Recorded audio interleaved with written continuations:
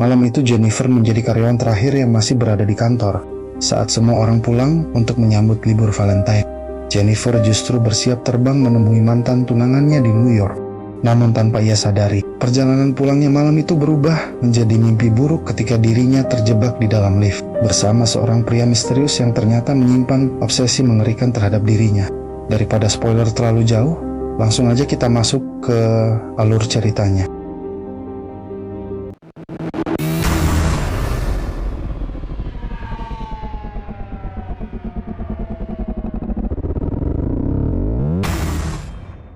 Malam itu tepat tanggal 13 Februari, di dalam sebuah gedung perkantoran, seorang wanita yang bernama Jennifer terlihat sedang bekerja lembur hingga larut malam bersama satu orang rekan kerjanya.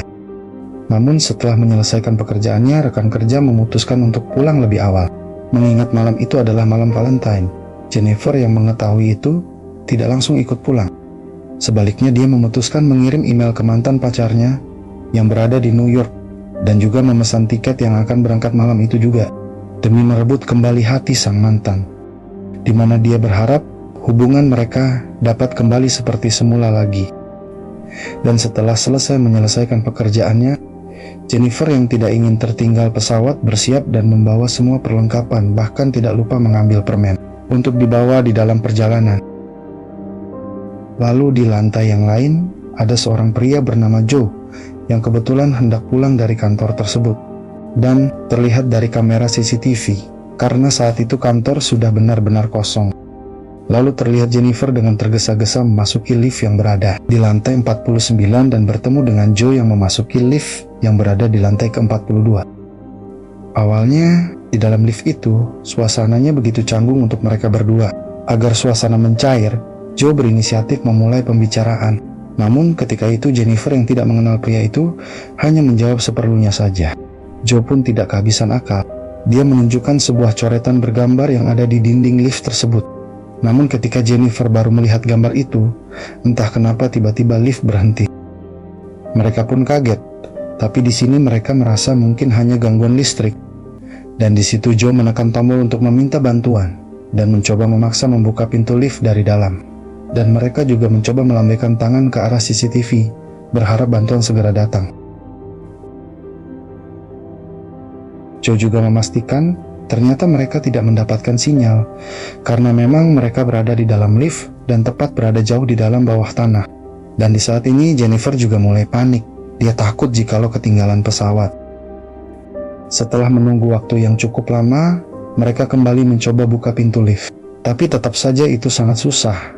Lalu Joe mulai mencari cara, mungkin di atas dinding lift bisa dibuka. Di situ dia mulai melompat untuk menggapai dinding atas lift tersebut, karena memang itu terlalu tinggi untuk diraih. Joe pun mulai mengajak Jennifer untuk bekerja sama dengan menaiki pundaknya. Namun Jennifer menolaknya. Wajar sih dia malu, karena dia baru mengenal pria itu, lalu harus menaiki bahkan itu di pundaknya. Lantas di situ Joe mengatakan, kalau kita harus melakukan itu jikalau kamu tidak mau ketinggalan pesawat. Dan dengan terpaksa dan berat hati, Jennifer pun akhirnya mau. Lalu Jennifer mulai mencari sambil meraba dan mengetuk dinding atas lift. Dia pun tidak menemukan apa-apa, tapi di situ tiba-tiba tangannya terluka. Joe pun mulai menurunkan Jennifer saat mendengar jeritan kesakitannya. Namun di situ Jennifer menyalahkan Joe atas idenya itu. Lalu Joe pun tidak mau memaksanya lagi. Bahkan di situ mereka sudah mulai putus asa atas kejadian yang menimpa mereka. Dan Jennifer juga menyerah dan pasrah jika dia sudah ketinggalan pesawat. Beberapa jam pun berlalu, dan Jennifer bertanya kenapa nggak ada penjaga malam itu.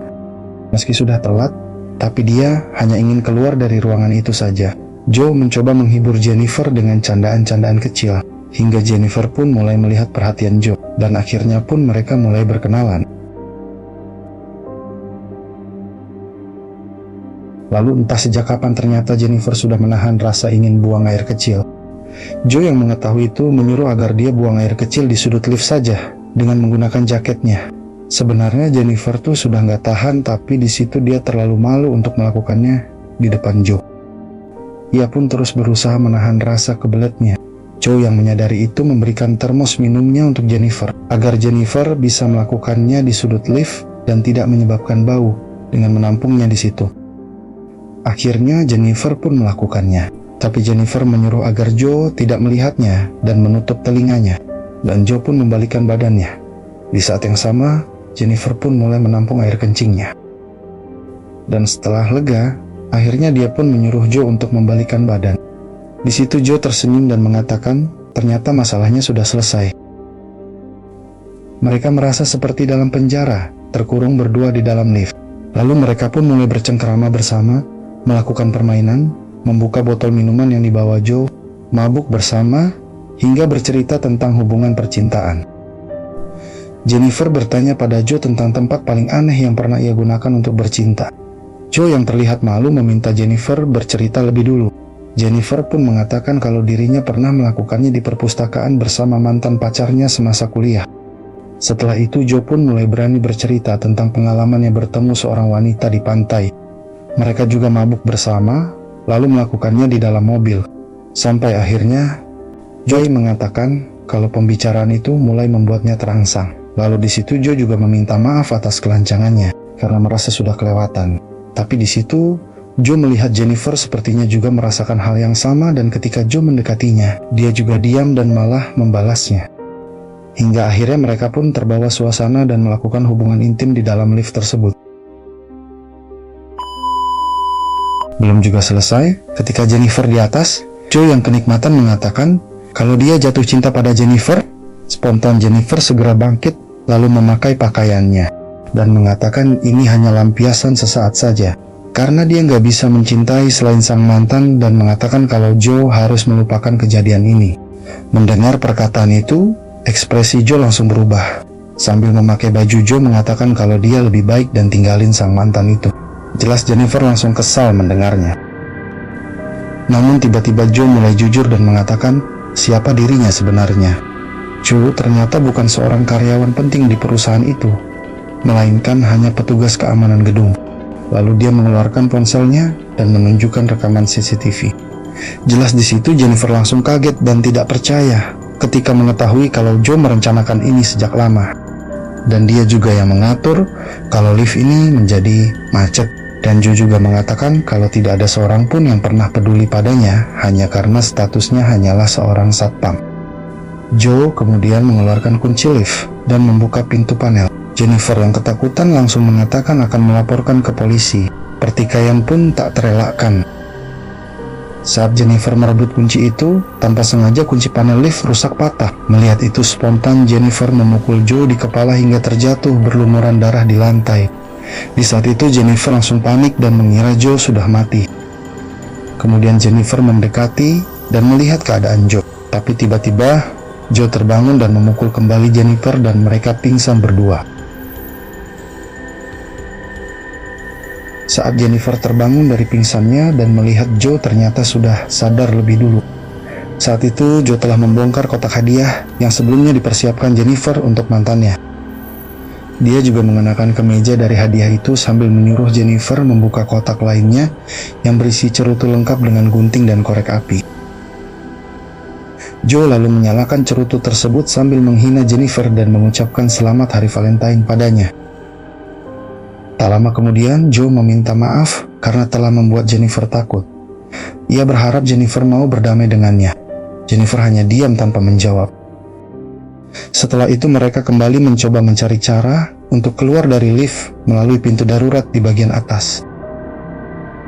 Kali ini Jennifer berhasil keluar lebih dulu setelah naik ke pundak Joe. Namun setelah berhasil sampai di atas lift, Jennifer justru mengejek Joe dengan mengacungkan jari tengah sebelum pergi meninggalkannya. Hal itu langsung membuat Joe marah. Ia kemudian menyambung beberapa potong pakaian dan berhasil memanjat keluar untuk mengejar Jennifer.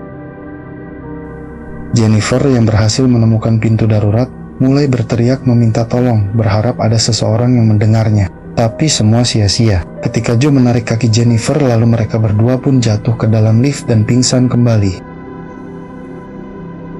Jennifer terbangun duluan dari pingsannya, sampai akhirnya dia melihat sprinkler pendeteksi asap dan mencoba menyalakan alarm kebakaran menggunakan asap cerutu. Ketika itu tidak berhasil, Jennifer membakar beberapa kertas untuk menghasilkan asap lebih banyak. Namun Joe tiba-tiba terbangun. Lalu Jennifer pun berhasil mengikat kedua tangan Joe ke belakang. Tapi Joe yang melihat kebakaran itu mengatakan kalau alarm itu tidak akan membantu apapun selain membuat mereka tersengat listrik. Setelah itu Jennifer lalu mengambil kamera dan mulai merekam. Di depan kamera Joe akhirnya mengakui kalau nama aslinya adalah John Deacon. Waktu terus berlalu hingga akhirnya seorang petugas keamanan lain bernama Eddie datang ke gedung bersama pacarnya. Eddie merasa ada yang aneh ketika melihat monitor CCTV dan menemukan John serta Jennifer berada di dalam lift. Ia segera mencoba menolong mereka dengan membuka pintu lift menggunakan linggis, dan pintu lift pun terbuka setengah. Jennifer yang sudah sangat ingin keluar mencoba menyelipkan kepalanya ke celah pintu lift. Namun John menarik Jennifer dan memukulnya. Di situ Eddie merasa heran dan mencoba memanggil orang yang ada di dalam lift, tapi tak ada satupun jawaban. Akhirnya Eddie pun mencoba masuk ke dalam. Tapi baru setengah badan tiba-tiba John menahannya dan menjatuhkan lift sehingga membuat tubuhnya terbelah dua. Warna merah bercipratan tidak hanya di muka John tapi Jennifer juga terkena, dan itu membuatnya histeris. Setelah itu John membawa Jennifer ke mobilnya dan memasukkannya ke dalam bagasi. Ia lalu kembali ke gedung untuk menghilangkan semua jejak, membuang tubuh Eddie dan menghapus rekaman CCTV. Tapi ketika pacar Eddie yang sedang menunggu bertanya ke John tentang Eddie, John juga membunuhnya dan dibuang ke lubang lift yang sama. Setelah semuanya selesai, John membawa Jennifer ke sebuah gang terpencil untuk membuangnya ke sebuah bak sampah. Ia menyiramkan bensin ke sekitar tempat sampah dan mengatakan kalau dia menyesal dan akan selalu mencintainya. Lalu John membuka bagasi mobil dan menemukan Jennifer terlihat tidak bergerak sehingga John mengira ia sudah mati. Namun ternyata Jennifer hanya berpura-pura pingsan. Saat John lengah, Jennifer perlahan keluar dari bagasi lalu memukul kepala John menggunakan jerigen minyak dengan keras. Jennifer segera masuk ke mobil dan melaju pergi, tapi dia melihat cerutu John masih menyala di dalam mobil tersebut. Tanpa berpikir panjang, Jennifer langsung memundurkan mobil dengan keras, hingga tubuh John terpental ke tumpukan sampah yang sudah dipenuhi bensin.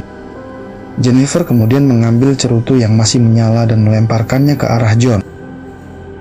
Dalam sekejap, api langsung membesar dan membakar tubuh John hidup-hidup. Dan film pun berakhir.